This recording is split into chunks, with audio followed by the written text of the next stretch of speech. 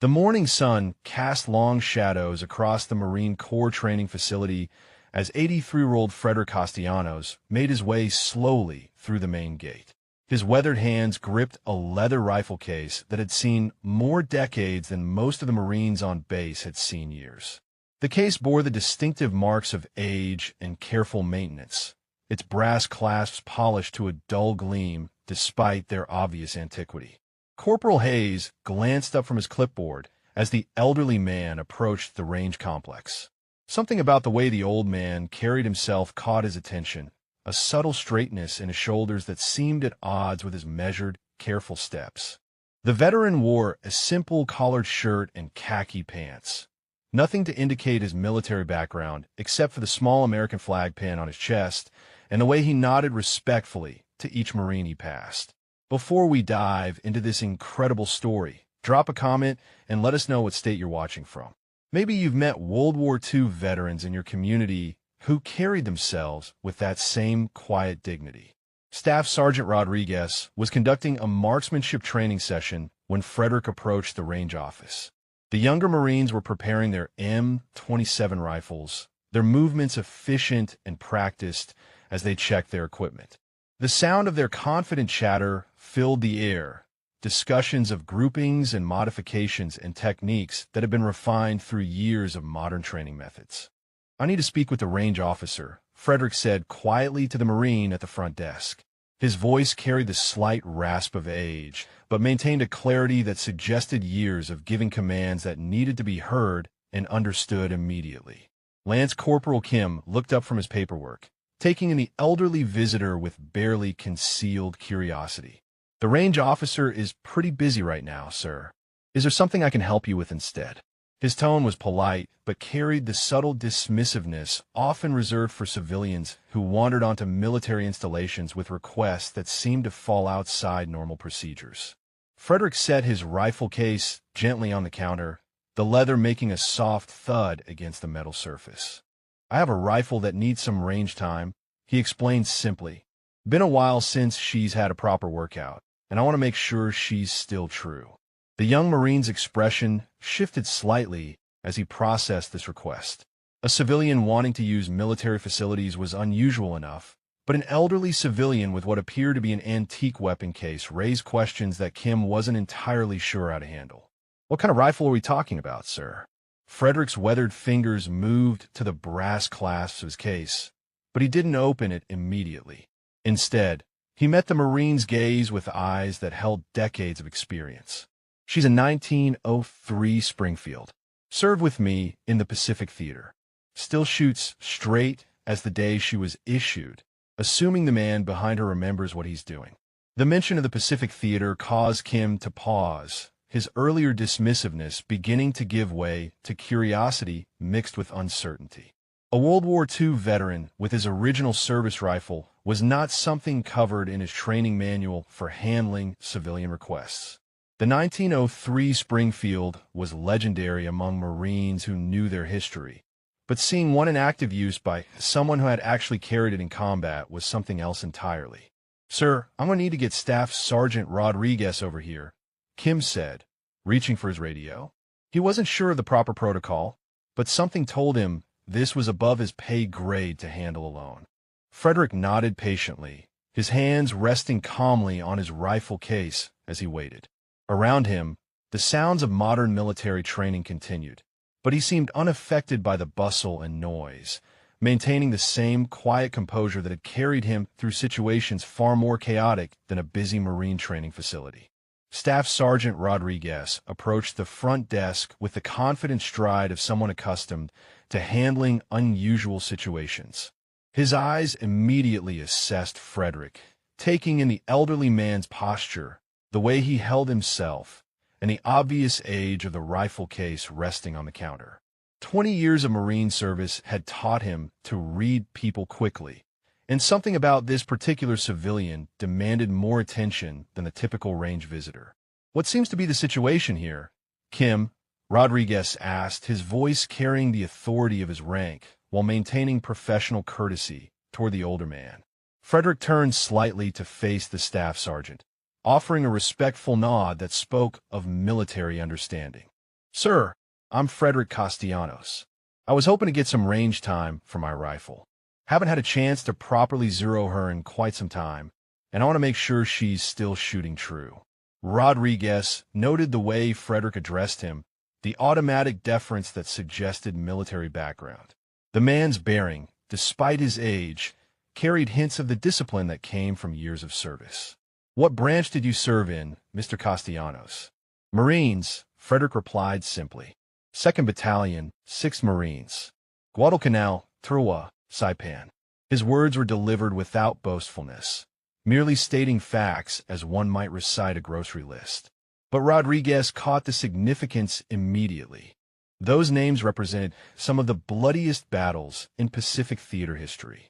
The staff sergeant's demeanor shifted perceptibly, his casual assessment transforming into something approaching respect.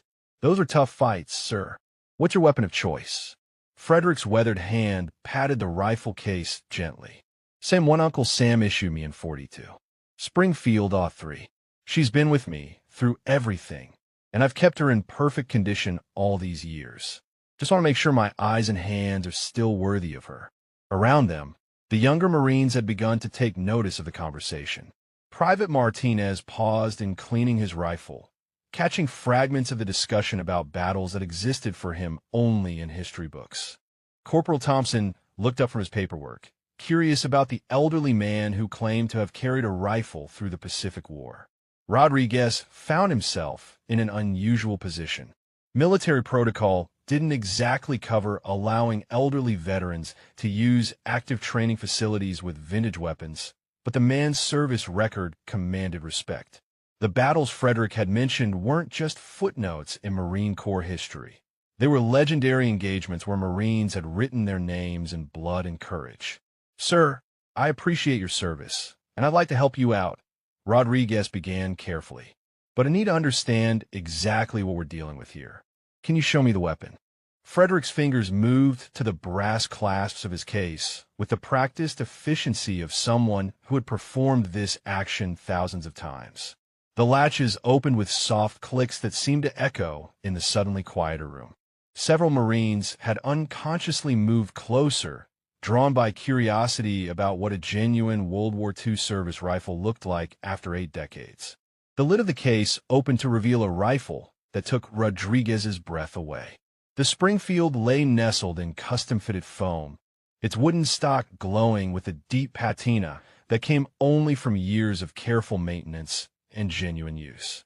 The metal components showed no trace of rust or neglect, instead displaying the kind of meticulous care that spoke of profound respect for the weapon. "This is beautiful," Rodriguez said, his voice carrying genuine admiration. The rifle was clearly functional, maintained to standards that would make any armorer proud. But more than its condition, the weapon carried an almost tangible sense of history, of battles fought and victories earned. "She's never let me down," Frederick said quietly, his fingers tracing the rifle's lines with obvious affection. "Saved my life more times than I can count. Figure I owe her the courtesy of keeping her sharp, even if the man behind her isn't quite what he used to be." Private Martinez had moved close enough to see the rifle clearly, his eyes wide with something approaching awe. "Sir, is that really from World War II?" His voice carried the reverence of someone encountering a genuine piece of history. Frederick looked up at the young Marine with a slight smile. "She is indeed, son. Saw more action in 3 years than most rifles see in a lifetime. But she's not a museum piece.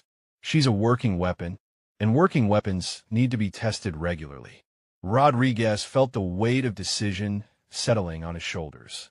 Every regulation suggested he should politely decline this unusual request, but every instinct told him that sending away a Marine veteran with Frederick's service record would be fundamentally wrong. The man had earned the right to respect, and his weapon deserved the same consideration. Rodriguez was about to respond when the sharp voice of Gunnery Sergeant Blake cut through the conversation like a blade. "What exactly is going on here, Staff Sergeant?" Blake's arrival changed the entire dynamic of the situation. His imposing presence and notorious reputation for strict adherence to regulations making everyone in the vicinity straighten unconsciously. Blake was known throughout the base as someone who tolerated no deviation from standard operating procedures. His weathered face bore the scars of multiple deployments, and his eyes held the hardness of a man who had seen too much combat to have patience for anything that smacked of irregularity or potential safety violations. "Sir, this is Mr. Castellanos," Rodriguez began, his voice taking on the formal tone required when addressing his superior. "He's a Marine veteran from World War II, requesting range time for his service rifle." Blake's gaze shifted to Frederick, taking in every detail from his age-spotted hands to the vintage rifle case. His expression remained neutral, but those who knew him could detect the skepticism building behind his eyes. The gunnery sergeant had dealt with too many well-meaning civilians who thought their military connections entitled them to special privileges on active installations. "World War II," Blake repeated, his tone suggesting he'd heard similar claims before. "And you want to use our range facilities with what appears to be an antique weapon." His eyes moved to the open rifle case, studying the Springfield with the critical gaze of someone who had spent decades around firearms. Frederick met the gunnery sergeant's stare without flinching, his own military bearing becoming more apparent under the pressure of official scrutiny. "That's correct, gunnery sergeant.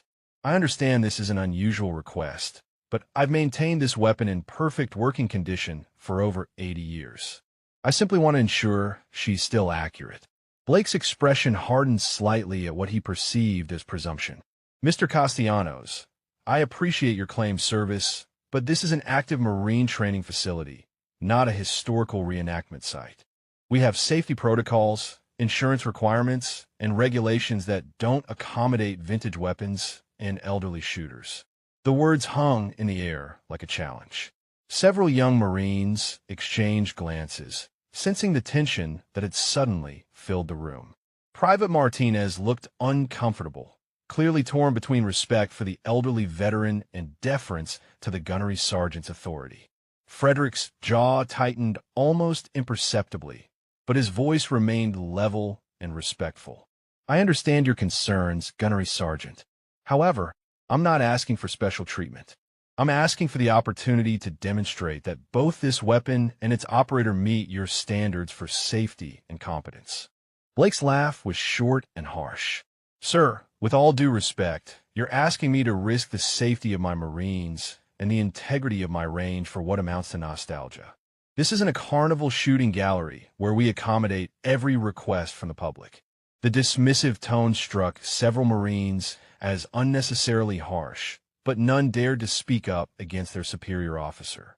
Corporal Thompson shifted uncomfortably, remembering his own grandfather's stories from Korea and feeling that something fundamentally wrong was happening. Frederick's eyes never left Blake's face, but something changed in his posture. The slight stoop of age seemed to straighten, and for a moment, the young Marine he had once been was visible beneath the weathered exterior. "Gunnery Sergeant, I've fired this rifle in combat situations that would make your training exercises look like Sunday picnics.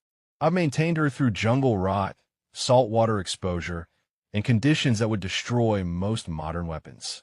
I'm not here for nostalgia or to waste your time." Blake stepped closer, his intimidation tactics fully engaged. "Mr. Castellanos, I don't care what you think you accomplished 80 years ago. What I care about is the here and now. And right now I see an elderly civilian with an obsolete weapon asking me to bend regulations for his personal satisfaction." The confrontation had drawn the attention of everyone in the immediate area. Marines had stopped their activities to watch the exchange, sensing that something significant was unfolding. Rodriguez found himself in the uncomfortable position of watching his superior officer dismiss a veteran whose service record, if authentic, demanded respect. Frederick closed the rifle case with deliberate precision, his movements controlled and purposeful. "I see," he said quietly. "Then perhaps I should speak with your commanding officer about the Marines' current policy regarding veterans who wish to maintain proficiency with their service weapons." Blake's face flushed slightly at the implicit threat. "You're welcome to speak with anyone you choose, sir, but my decision stands. This range is for active Marines conducting official training, not for civilians pursuing personal interests, regardless of their claimed military background.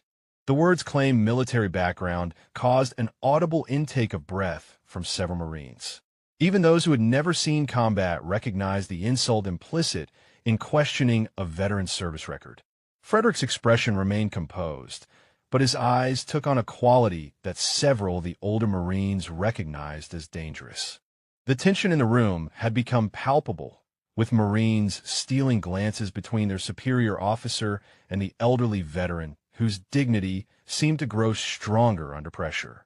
Frederick stood quietly for a moment, his weathered hands resting on his rifle case, before speaking in a voice that carried across the suddenly silent range office.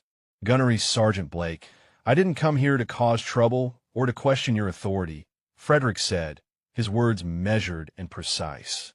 "But I also didn't survive 3 years in the Pacific Theater to be dismissed as a fraud by someone who apparently doesn't recognize the difference between respect earned and respect demanded." Blake's face darkened at the implied criticism, his military bearing stiffening into something approaching hostility. The young Marines around them had never seen anyone challenge the gunnery sergeant so directly, and the atmosphere crackled with anticipation of his response. "You want to talk about respect, old man?" Blake said, his voice dropping to the dangerous quiet that preceded explosions of military authority. "Respect in my Marine Corps is earned through current competence, not ancient history. Your stories from 80 years ago don't qualify you to handle weapons around my Marines." Private Martinez found himself holding his breath, shocked by the casual cruelty in his superior's tone. Beside him, Corporal Thompson's jaw tightened as he watched an elderly veteran being humiliated by someone who should have been showing gratitude for the freedoms that veteran had helped secure. Frederick's response came with the calm certainty of someone who had faced far more dangerous opponents than an arrogant gunnery sergeant. "Then perhaps," he said quietly, "we should settle this matter in a way that demonstrates current competence rather than relies on ancient history or personal prejudices." The suggestion hung in the air like a gauntlet thrown down on medieval ground. Blake's eyes narrowed as he processed what sounded suspiciously like a challenge from a civilian who had already pushed far beyond acceptable limits. "Are you suggesting some kind of competition, Mr. Castellanos?" Blake asked, his tone mixing disbelief with growing anger.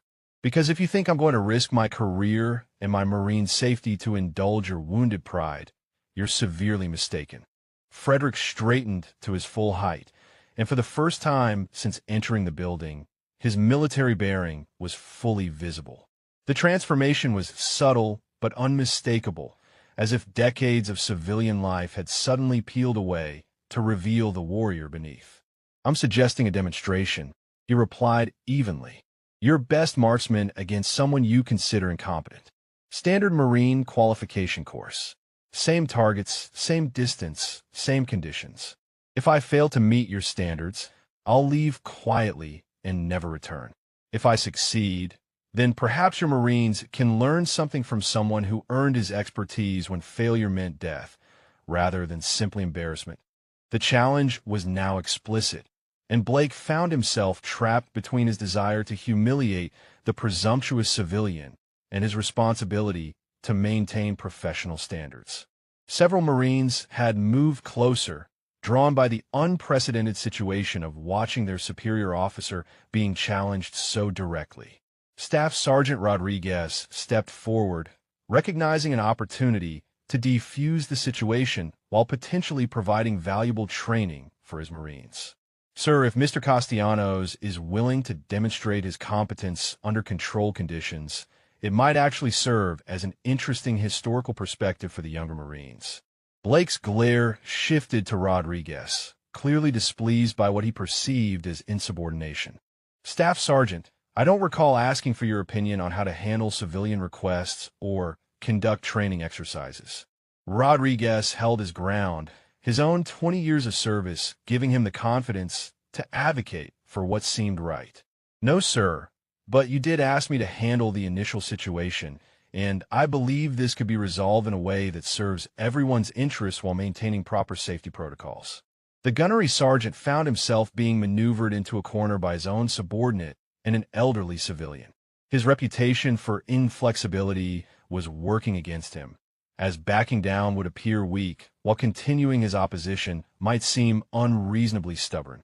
Frederick sensed the shift in dynamics and pressed his advantage with the tactical awareness that had kept him alive through multiple combat engagements. Gunnery Sergeant, I understand your position, and I respect your responsibility for safety. But I'm not asking you to trust my word about my abilities.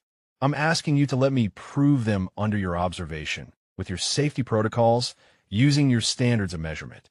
Blake looked around the room, noting the faces of his Marines, many of whom seemed sympathetic to the veteran's request. The situation had evolved beyond a simple administrative decision into something approaching a test of his own leadership and judgment. Fine, Blake said finally, his voice carrying the edge of someone making a decision he wasn't entirely comfortable with. But we do this my way, with my rules, and when you fail to meet Marine standards, you leave this base and don't return. Understood. Frederick nodded once, a sharp military acknowledgement that carried decades of accepting challenges under impossible odds. Understood completely, Gunnery Sergeant. Your range, your rules, your standards. I wouldn't expect anything less from the Marines. Blake's satisfaction at having cornered the elderly veteran was evident in his expression as he began laying out what he clearly expected to be impossible conditions. We'll use the standard Marine qualification course. 500 yards, iron sights only 20 round for score. You'll need to achieve expert level to even remain on this base, and that means hitting 90% of your targets in the black. The Marines around them exchanged glances, many realizing that Blake had just set a standard that even experienced shooters found challenging on their best days. 500 yards with iron sights required not just accuracy, but exceptional vision, steady hands, and years of practice to master the complex calculations of windage and elevation. Corporal Thompson leaned toward Private Martinez, keeping his voice low. That's a hell of a distance for someone his age. My grandfather couldn't see the targets clearly at half that range when he was younger than this guy. Frederick's weathered hands moved to his rifle case, his fingers working the brass clasps with the same deliberate precision he had shown earlier.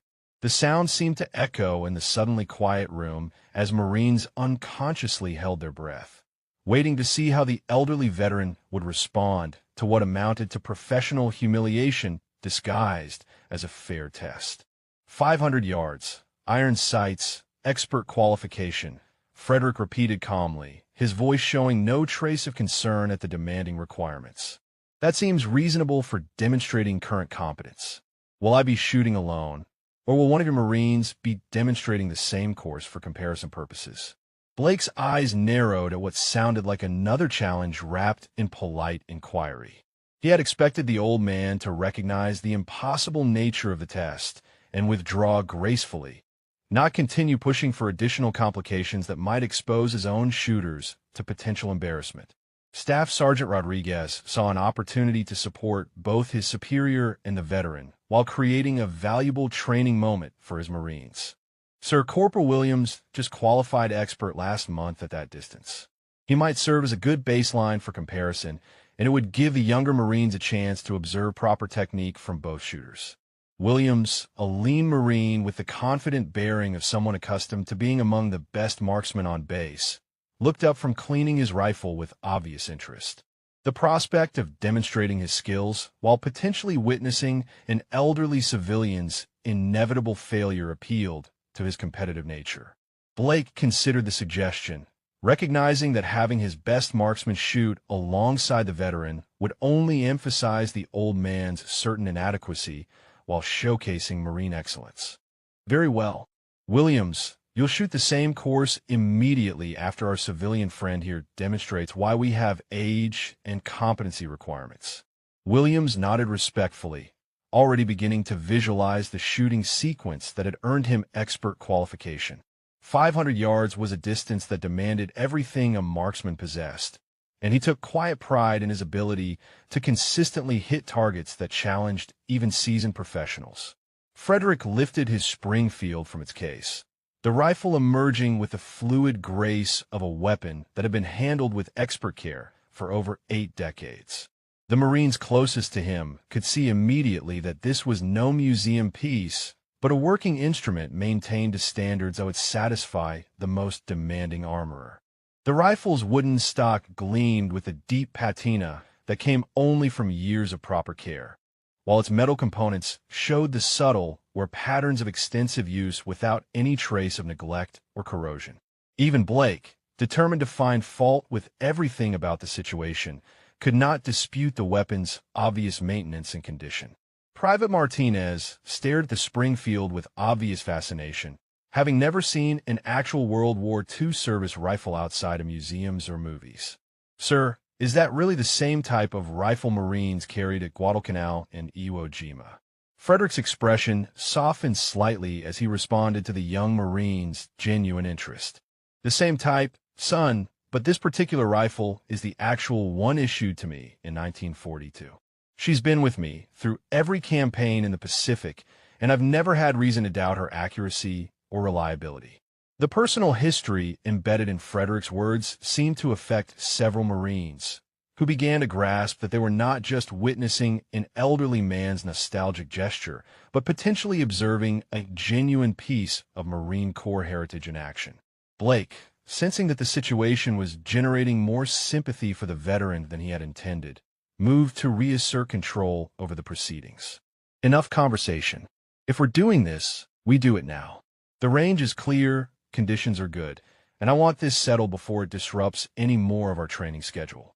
Frederick nodded his agreement, checking his rifle with movements so practiced they appeared automatic. "I'm ready when you are, Gunnery Sergeant. Just point me toward the firing line."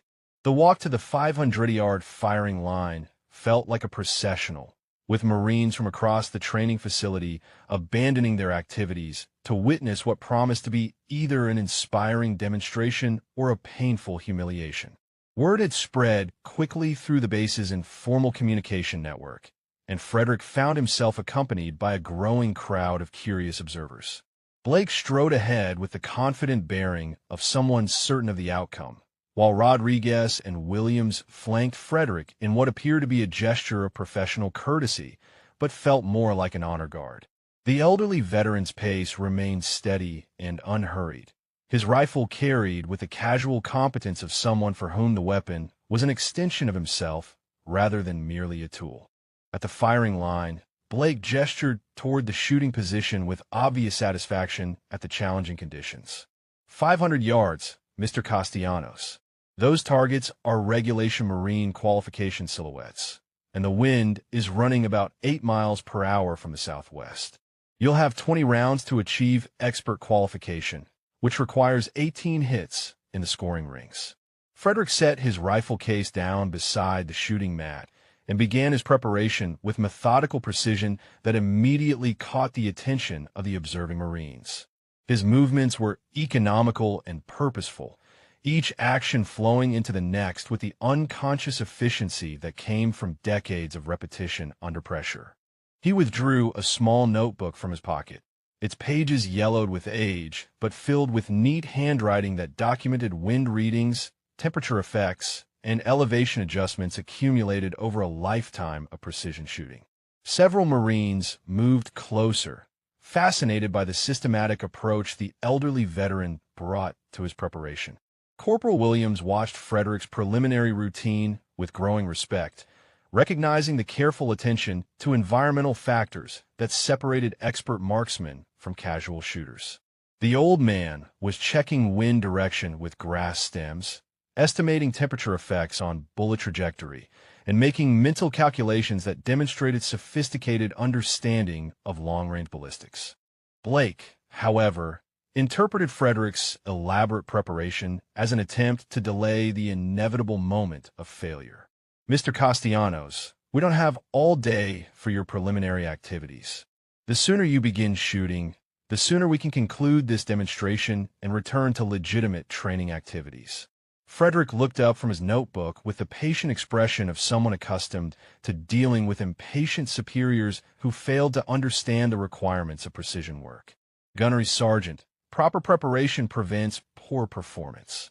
I learned that lesson from Marines, considerably tougher than anyone present, and it's kept me alive through situations where carelessness meant death.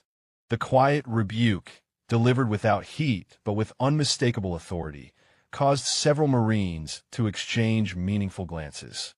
Frederick's tone carried the weight of experience earned in circumstances far more demanding than any training exercise, and his calm confidence began to suggest that perhaps this demonstration might not unfold as Blake had anticipated.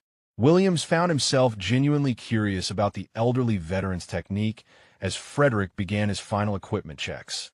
The Springfield's bolt worked with smooth precision, its action producing the distinctive sounds of a weapon maintained to exacting standards. The rifle's sling was adjusted with practiced efficiency, and Frederick's handling demonstrated familiarity that went far beyond casual ownership. Private Martinez positioned himself where he could observe both the shooter and the distant targets, his excitement building as he realized he was about to witness something potentially extraordinary. The other Marines had formed an informal semicircle around the firing position, their usual training activities forgotten in favor of watching this unprecedented confrontation. Frederick lowered himself to the shooting mat with careful deliberation, his aged joints protesting slightly, but his movements remaining controlled and purposeful. Once prone, however, his transformation became unmistakable. The slight tremors of advanced age seemed to disappear as he settled behind his rifle, his breathing becoming deep and regular as decades of muscle memory took control. The Springfield seemed to mold itself to his shoulder as if it belonged there, the weapon becoming an extension of his body rather than an external tool. Frederick's left hand found its natural position on the rifle's forestock while his right hand gripped the stock with exactly the right pressure to maintain control without inducing tremor. Blake watched this transformation with growing unease, beginning to suspect that he might have underestimated his elderly challenger. The man's preparation and positioning demonstrated levels of expertise that suggested far more than casual familiarity with precision shooting, and his calm confidence remained unshaken by the demanding conditions. Frederick's eye found the rifle's rear sight, and his world narrowed to the precise alignment of front sight post, rear sight notch, and distant target. The familiar ritual of marksmanship preparation calmed his mind and steadied his body as it had countless times before, whether on training ranges or in combat situations where accuracy meant survival.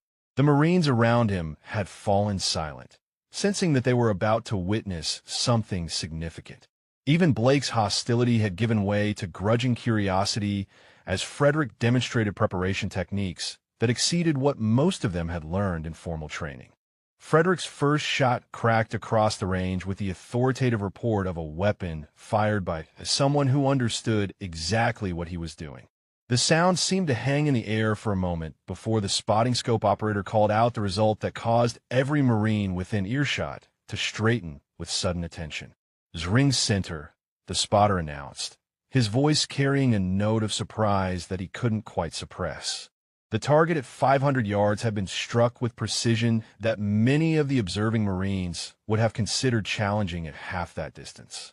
Blake's expression shifted from confident expectation to puzzled concern as he processed what had just occurred. An elderly civilian achieving a perfect bullseye on his first shot at 500 yards was not the outcome he had anticipated when setting up what he had assumed would be a demonstration of incompetence. Frederick worked his rifle's bolt with fluid efficiency, the spent cartridge ejecting in a smooth arc while a fresh round slid into the chamber with mechanical precision. His breathing remained steady and controlled, showing none of the excitement or nervousness that typically accompanied exceptional shooting performances from amateur marksmen. The second shot followed within 30 seconds of the first, its report identical in authority and confidence. Again, the spotter's voice carried across the range with results that caused murmurs of amazement from the growing crowd of observers.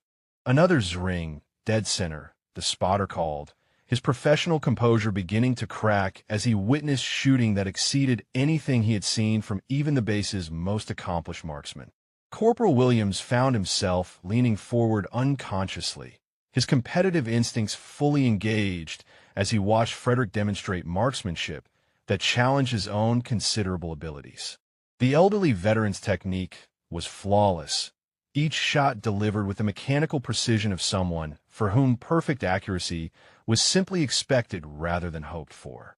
Frederick's third and fourth shots continued the pattern of devastating accuracy, each bullet finding the exact center of the distant target with consistency that seemed almost supernatural to Marines accustomed to considering themselves expert marksmen. The spotting scope revealed groupings so tight they appeared to have been fired by a precision machine rather than an 83-year-old man. Private Martinez stared through his own binoculars at the distant target, hardly believing what he was witnessing. "Sir," he whispered to no one in particular, "those shots are all touching each other. I've never seen anything like that at this distance." Blake's confidence had evaporated entirely, replaced by growing realization that he had badly misjudged both the situation and the man he had dismissed so casually. Frederick's shooting was not merely competent or even expert by normal standards. It was approaching the level of performance that belonged in record books rather than casual demonstrations. The fifth shot punched through the target with the same devastating precision as its predecessors, prompting the spotter to pause his usual professional detachment and stare through his scope in obvious amazement before delivering his report.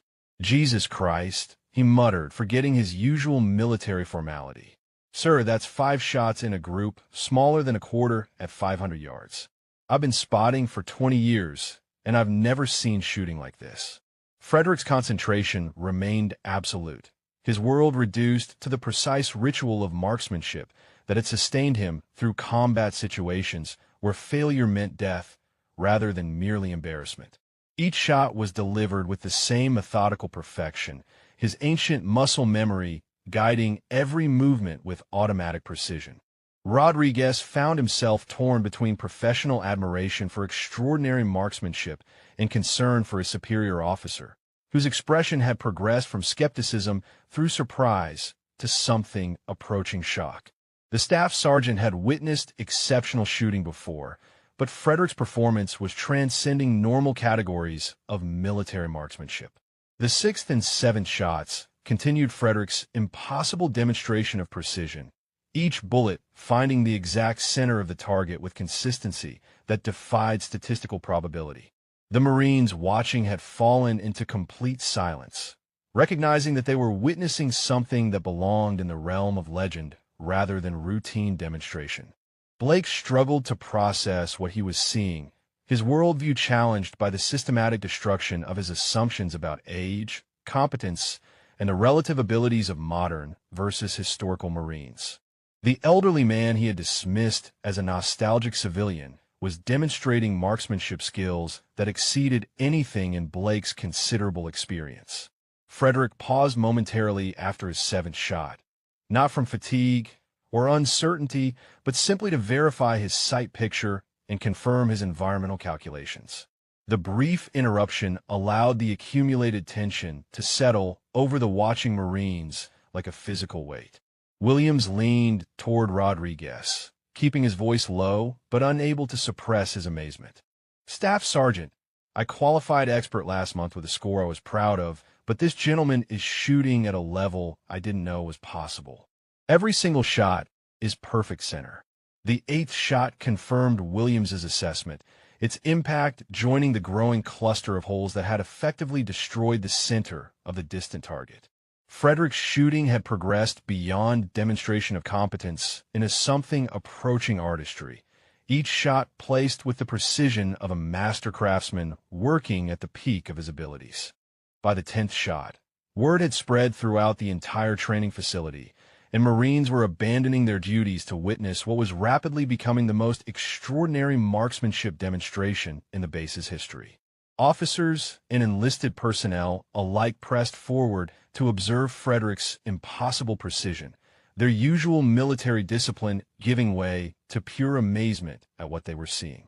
The distant target had been transformed into something resembling a single large hole surrounded by pristine paper, as Frederick's bullets continued to find the exact same point of impact with mechanical consistency. The spotting scope operator had given up calling individual shots, simply shaking his head in disbelief as each new bullet added to the growing cluster of perfect hits. Major Harrison, the base's executive officer, arrived at the firing line just as Frederick delivered his 11th shot with the same devastating accuracy that had characterized every previous round. Harrison had been a competitive shooter before his military career and immediately recognized that he was witnessing something that transcended normal categories of marksmanship skill. Staff Sergeant Rodriguez, what exactly is happening here?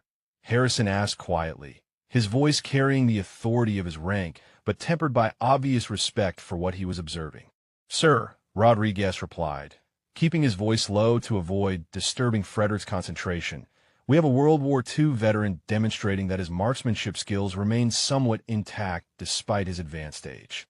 Harrison studied Frederick's prone form through his binoculars, noting the absolute stillness that characterized true master marksmen and the mechanical precision with which each shot was delivered.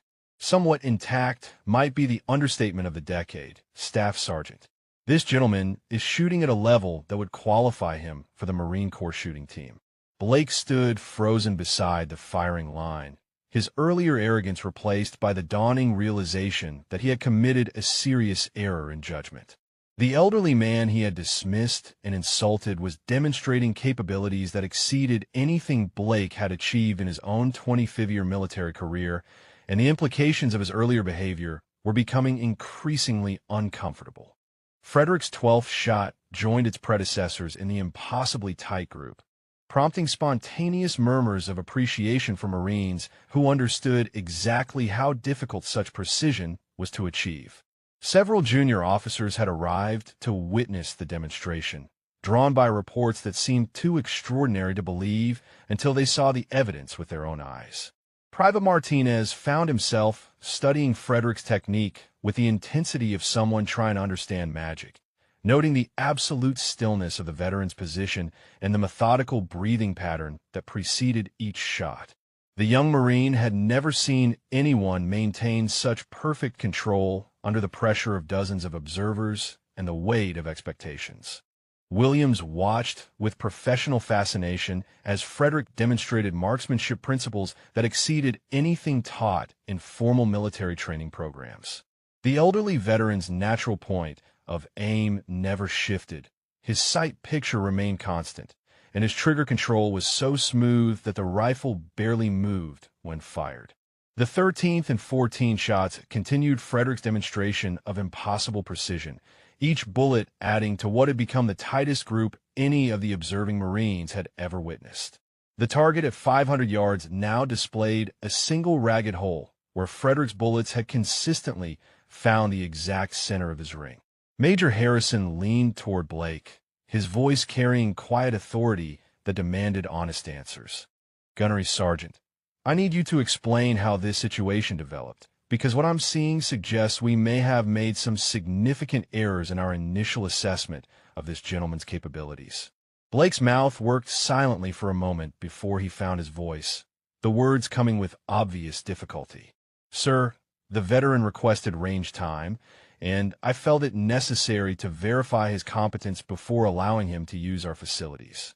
The demonstration was intended to ensure safety standards were maintained. Harrison's expression suggested he understood considerably more about the situation than Blake's sanitized explanation revealed. And what standards did you establish for this safety verification, Gunnery Sergeant? Expert qualification at 500 yards, Blake replied, his voice barely audible as the full implications of his earlier arrogance became clear. 20 rounds for score, with 18 hits required in the scoring rings. Harrison calculated quickly, realizing that Frederick had already exceeded expert standards with room to spare, and was now shooting at levels that transcended normal military qualification requirements. I see. And how many rounds has our veteran fired so far? 14, sir, Rodriguez answered when Blake seemed unable to respond. All 14 have been perfect Zring hits, with a group size that appears to be under 2 inches at 500 yards. The Major's eyebrows rose at this information, his competitive shooting background allowing him to fully appreciate the statistical impossibility of what Frederick was achieving. Gentlemen, what we're witnessing is shooting that belongs in national record books, not routine qualification exercises. Frederick seemed oblivious to the growing crowd and increasingly amazed commentary, his concentration remaining absolute as he prepared for his 15th shot. The familiar ritual of precision marksmanship had transported him back to a time when such accuracy was not performed for demonstration, but for survival, when every shot counted because failure meant death rather than embarrassment. Frederick's 15th shot punched through the target with the same devastating precision as its predecessors, but something had shifted in the atmosphere around the firing line. The crowd of Marines had grown to include nearly every available person on the base, creating an unprecedented gathering that spoke to the extraordinary nature of what they were witnessing. Colonel Hendricks, the base commander, arrived just as Frederick was preparing for his 16th shot, his presence causing a subtle stiffening among the assembled Marines who suddenly remembered military protocol despite their fascination with the shooting demonstration. The colonel's reputation for demanding explanations when unusual situations developed on his base was well known throughout the facility. Major Harrison moved quickly to brief his commanding officer, speaking in low tones that nevertheless carried clearly in the hushed atmosphere. "Sir, we have a World War II Marine veteran demonstrating marksmanship capabilities that exceed anything in our experience. 15 shots fired, 15 perfect hits at 500 yards, with a group size that defies measurement." Hendricks studied Frederick through his binoculars, taking in the elderly veteran's absolute concentration and the mechanical precision with which he operated his vintage rifle. The colonel had been a competitive shooter himself during his younger years and immediately recognized the signs of truly exceptional marksmanship ability. The 16th shot joined its predecessors in what had become a single ragged hole in the center of the distant target, prompting the colonel to shake his head in amazement. "In 30 years of Marine service, I've never seen shooting like this. Who is this gentleman, and how did this demonstration come about?" Blake found himself in the uncomfortable position of explaining his earlier behavior to his commanding officer, while Frederick continued to systematically destroy every assumption about age, competence, and military capability. "Sir, the veteran requested range time, and I felt it necessary to establish safety protocols through a qualification exercise." The colonel's expression suggested he understood there was considerably more to the story, but Frederick's 17th shot interrupted any further discussion. The bullet found the exact center of the target with the same impossible precision, adding to a group that had transcended normal categories of marksmanship excellence. Private Martinez had positioned himself where he could observe both Frederick's shooting technique and the target through powerful spotting scopes, his excitement building as he realized he was witnessing something that would become legendary among Marines for generations to come.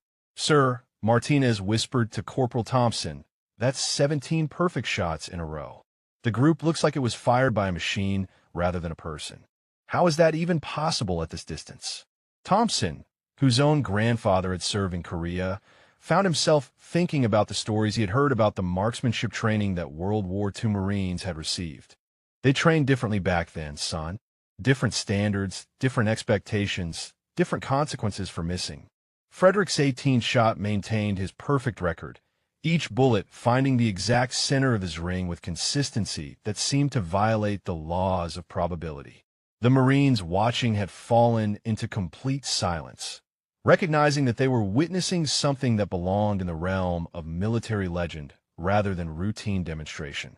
Williams watched with professional fascination as Frederick demonstrated technique that exceeded everything taught in modern marksmanship programs. The elderly veteran's natural point of aim never varied. His breathing pattern remained constant, and his trigger control was so smooth that the rifle seemed to fire itself without disturbing his perfect position. Colonel Hendricks leaned toward Major Harrison, his voice carrying quiet amazement. "Major, in all my years of military service, I've seen exactly 3 people shoot at this level. 2 were Olympic competitors, and one was a Marine sniper with over 200 confirmed kills in Vietnam. This gentleman is operating at a level that most people consider mythical. The 19th shot continued Frederick's impossible demonstration, the bullet joining its predecessors in a group so tight that individual holes could no longer be distinguished. The target of 500 yards had been effectively destroyed by precision that challenged the limits of what observers had believed possible with conventional rifles and ammunition. Blake stood frozen beside the firing line, his earlier arrogance replaced by the growing realization that his dismissive treatment of Frederick would have consequences extending far beyond this single demonstration. The elderly man he had insulted and challenged was proving to be someone whose capabilities demanded respect rather than skepticism. Frederick prepared for his 20th and final shot with the same methodical precision that had characterized every previous round, his concentration remaining absolute despite the pressure of performing before nearly every Marine on the base. The familiar ritual of marksmanship had transported him completely back to the battlefields of the Pacific, where such accuracy had been essential for survival. The Marines around him held their breath as Frederick's finger began the final pressure on his rifle's trigger, everyone understanding that they were about to witness the conclusion of the most extraordinary marksmanship demonstration in the base's history. Even the wind seemed to still as Frederick delivered his final shot with the same devastating precision that had characterized every bullet fired. 20 perfect shots, 20 ring hits, a group smaller than most Marines could achieve at 100 yards, delivered at 500 yards by an 83-year-old man using a rifle older than most of the observers. The silence that followed was absolute, broken only by the mechanical sound of Frederick working his rifle's bolt one final time.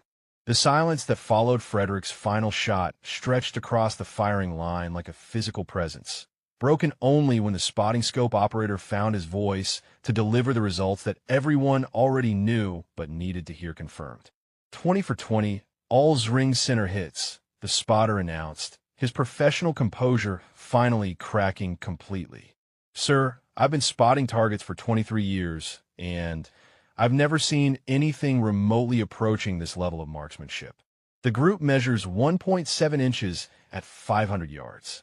Colonel Hendricks lowered his binoculars slowly, his expression reflecting the amazement shared by every Marine present. The statistical impossibility of what they had witnessed transcended normal categories of military achievement and entered the realm of marksmanship legend that would be discussed for decades to come.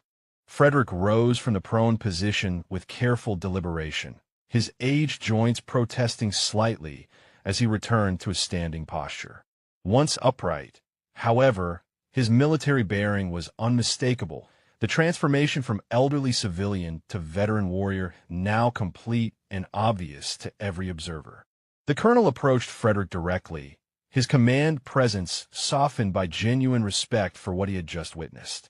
"Sir, that was the most extraordinary marksmanship demonstration I've seen in 30 years of Marine service.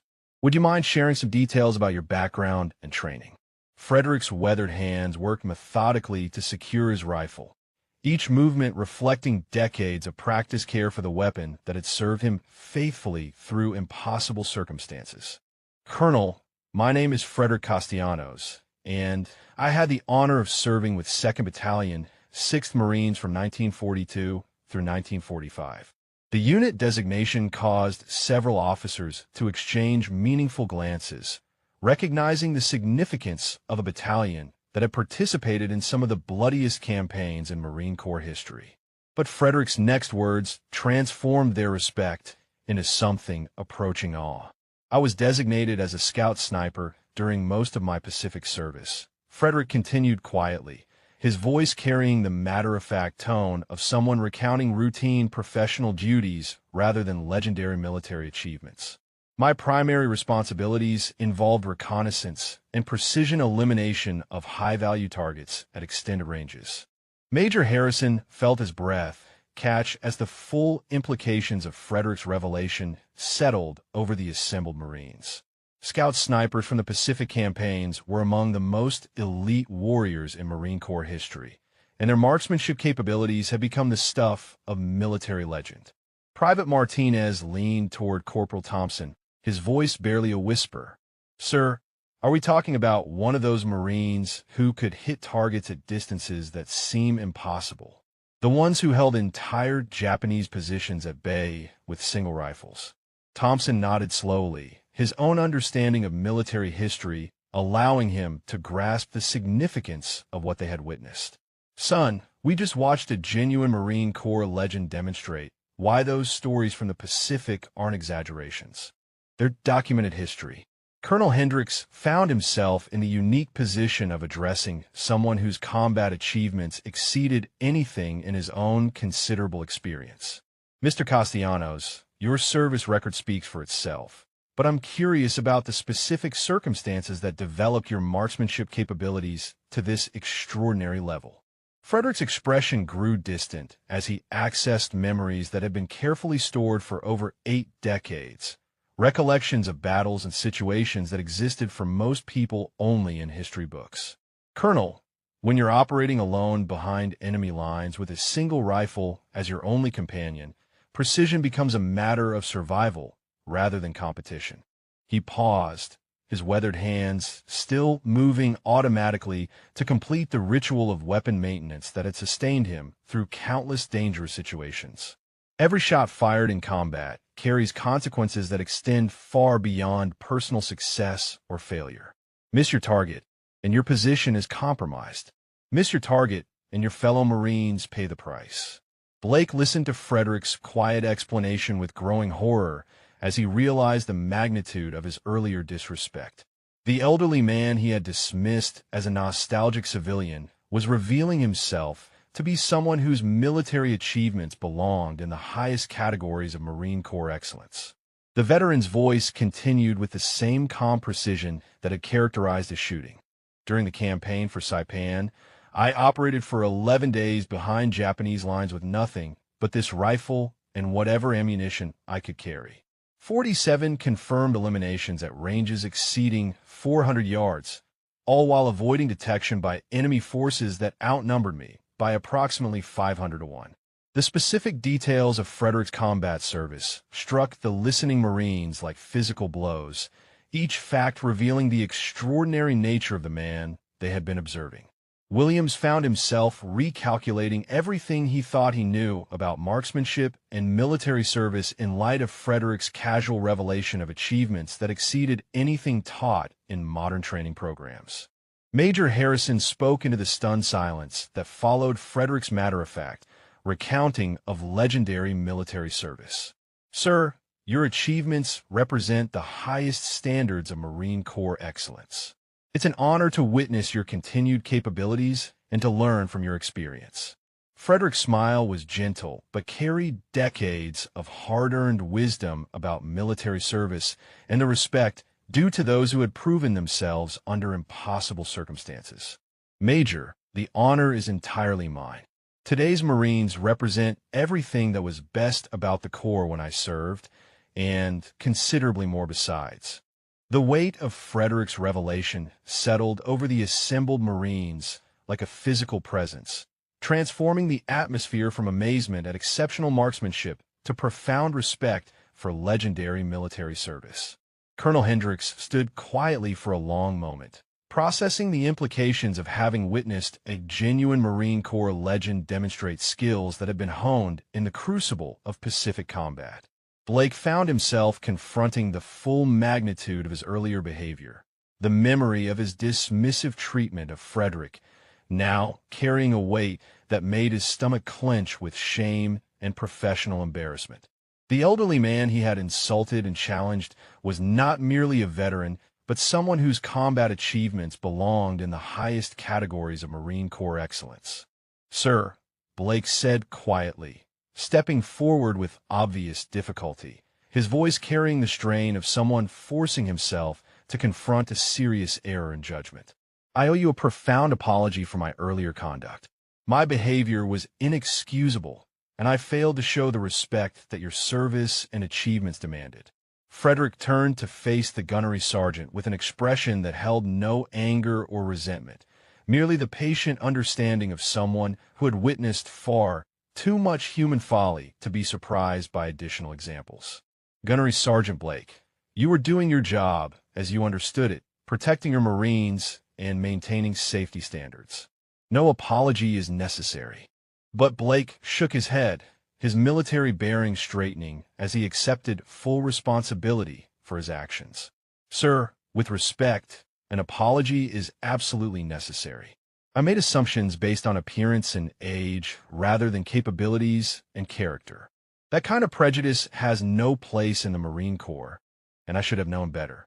The exchange was witnessed by dozens of Marines who had never seen their intimidating superior officer display such humility, and the moment carried lessons about leadership, respect, and the danger of assumptions that would be remembered and discussed for years to come.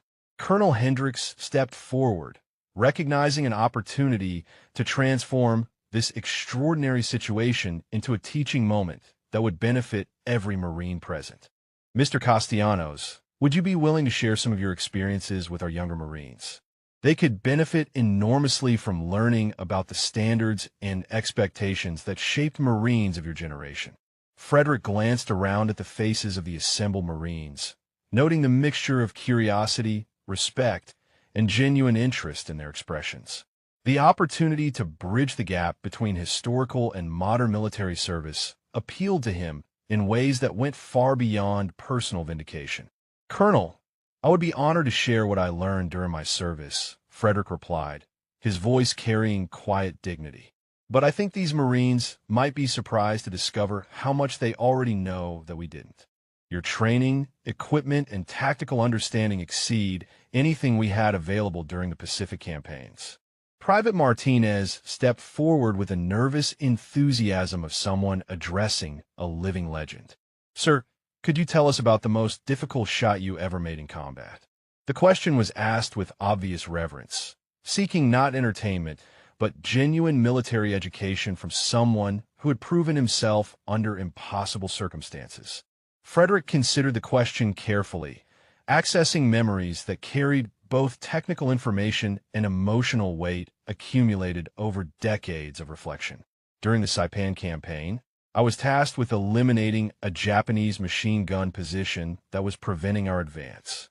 The target was located approximately 600 yards away, positioned behind cover that left only a 3-inch gap for engagement.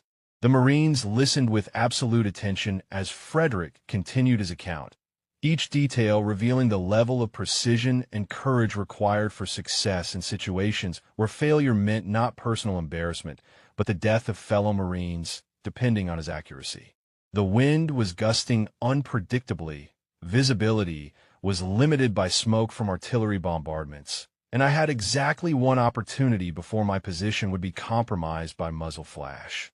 The shot required calculations that went beyond simple ballistics to include timing, wind estimation, and target prediction based on observed movement patterns. Williams found himself hanging on every word, recognizing that he was receiving masterclass instruction in precision shooting from someone whose credentials were unquestionable. Sir, how did you manage the psychological pressure of knowing that missing would cost lives beyond your own? Frederick's expression grew thoughtful as he considered how to explain the mental discipline required for combat marksmanship to Marines who had trained extensively but never faced the ultimate test of their skills under life-or-death circumstances. Corporal Williams, the key was understanding that the pressure you're describing actually improves performance when channeled correctly, Frederick explained. Fear and responsibility can either paralyze you or focus your mind to extraordinary levels of clarity. The choice between those outcomes depends on your training and your acceptance of the mission requirements. Major Harrison recognized the profound educational value of Frederick's presence and made a decision that would benefit the entire base. Mr. Castellanos, would you consider conducting a formal marksmanship clinic for our Marines? Your techniques and experience represent knowledge that can't be found in any training manual. Frederick's smile reflected genuine pleasure at the opportunity to contribute something meaningful to the modern Marine Corps. Major, nothing would make me happier than helping today's Marines achieve their full potential. These young warriors deserve every advantage that experience can provide them. 3 hours later, Frederick stood surrounded by Marines of every rank, his vintage Springfield disassembled on a cleaning mat as he explained maintenance techniques that had kept the rifle functional through jungle rot, saltwater exposure, and combat conditions that would destroy most modern weapons. The impromptu clinic had evolved into something resembling a masterclass, with Marines taking notes and asking questions that revealed their genuine hunger for knowledge from someone who had proven himself under ultimate pressure. Colonel Hendricks watched from a respectful distance, observing the transformation that had occurred throughout his command. The elderly veteran who had arrived that morning as an unwelcome civilian requesting special privileges was now the center of attention for Marines eager to learn from his extraordinary experience and proven expertise. Private Martinez held Frederick's rifle with obvious reverence, marveling at the weapon's craftsmanship and the careful modifications that spoke of decades of refinement by someone who understood exactly how to optimize performance. "Sir, this rifle feels different from anything I've handled. It's like it was built specifically for precision rather than mass production." Frederick nodded approvingly at the young Marine's observation, pleased to find someone who appreciated the subtle differences that separated truly exceptional weapons from merely adequate ones. "Son, that rifle was hand-selected from thousands of others, then modified and refined through years of use under conditions that demanded absolute reliability. Every component has been tested and proven in situations where failure was an option." Staff Sergeant Rodriguez had positioned himself where he could observe both the technical instruction and the broader impact of Frederick's presence on his Marines. The transformation in morale and enthusiasm was remarkable, with even the most experienced marksmen displaying the eager attention of students encountering a master craftsman. Corporal Williams worked methodically through the sight adjustment techniques Frederick had demonstrated, his competitive nature fully engaged by the opportunity to learn from someone whose capabilities exceeded anything he had previously encountered. "Sir, the precision you achieved today challenges everything I thought I knew about the limits of rifle accuracy. How long did it take you to develop those skills?" Frederick's weathered hands continued their automatic weapon maintenance routine as he considered the question, his movements reflecting the muscle memory developed through decades of caring for the rifle that had sustained him through impossible circumstances. Williams, the foundation was laid during 6 months of intensive training before deployment, but the real development occurred during 3 years of Pacific combat where every shot mattered. He paused in his cleaning to meet the corporal's gaze directly, ensuring that his next words carried the weight they deserved. The difference between training and combat is that training teaches you techniques, while combat teaches you when and how to apply those techniques under pressure that most people can't imagine. Today's demonstration was possible because these skills were developed when failure meant death rather than embarrassment. Blake approached the group with obvious hesitation, his earlier arrogance replaced by genuine humility and a desire to make amends for his professional failure. "Sir, I've been thinking about our encounter this morning, and I realized that my behavior reflected poorly not just on myself, but on the Marine Corps values I'm supposed to represent." Frederick looked up from his rifle maintenance with an expression that held no trace of resentment, merely the patient understanding of someone who had witnessed enough human failings to recognize sincere regret when he encountered it. "Gunnery Sergeant, leadership requires making difficult decisions based on incomplete information. The fact that you're willing to acknowledge and learn from this experience demonstrates exactly the kind of character the Marine Corps needs in its leaders." The generous response prompted nods of approval from the assembled Marines, who recognized the wisdom and grace demonstrated by the elderly veteran's willingness to extend forgiveness to someone who had treated him poorly. Major Harrison joined the group as Frederick began reassembling his rifle, the Major's expression reflecting both professional appreciation for exceptional marksmanship and personal respect for someone whose character had proven as impressive as his shooting skills. "Mr. Castellanos, your visit today has provided our Marines with education that can't be found in any manual or training program. You've given them something invaluable." Frederick's smile carried decades of satisfaction earned through service to something greater than himself, his pleasure at contributing to the modern Marine Corps evident in his expression. Major, the privilege has been entirely mine. These Marines represent everything that was best about the Corps when I served, enhanced by training and equipment that we could only dream about during the Pacific campaigns.